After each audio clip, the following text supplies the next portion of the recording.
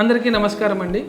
So మన Varahi rehabilitation సెంటర్లో చాలామంది ఒక టీమ్ ఎఫర్ట్గా పనిచేస్తూ ఉంటారు. నర్సెస్ కానివ్వండి, డైటీషియన్స్ కానివ్వండి, ఫిజియోథెరపిస్ట్ కానివ్వండి, డాక్టర్స్ కానివ్వండి, డిఎంఓస్, ఇలా ఇంతమంది కలిసికట్టుగా పనిచేస్తే ఒక పేషెంట్ రికవరీ జరుగుతుంది.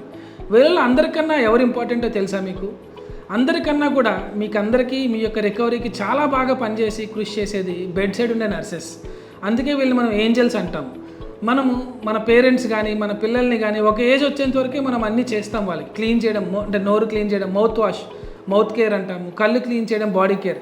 కానీ నర్సెస్ అనేవాళ్ళు పాపం పేషెంట్స్ని ఎల్లకాలం, అంటే 24/7 మన హాస్పిటల్లో కానీ ఎక్కడన్నా కానీ నర్సెస్ అడ్మిట్ అయి ఉన్నప్పుడు మీ పక్కన ఉండి మీ అవసరాలను తీరుస్తూ, మీకు టైంకి ఫుడ్ని ఇస్తూ, అలాగే మీరు మోషన్ పాస్ చేస్తే టైంకి క్లీన్ చేస్తూ, మీకు కావాల్సిన సదుపాయాలు ఫిజియోథెరపీ కానీ వీళ్ళందరితో, డాక్టర్ల గారితో కానీ అందరితో మాట్లాడుతూ, మీకు పక్క నుండి అన్ని సపర్యలు చేస్తూ మీరు ఫాస్ట్గా రికవర్ అవడానికి నర్సెస్ చాలా విధాలుగా తోడ్పడతారండి.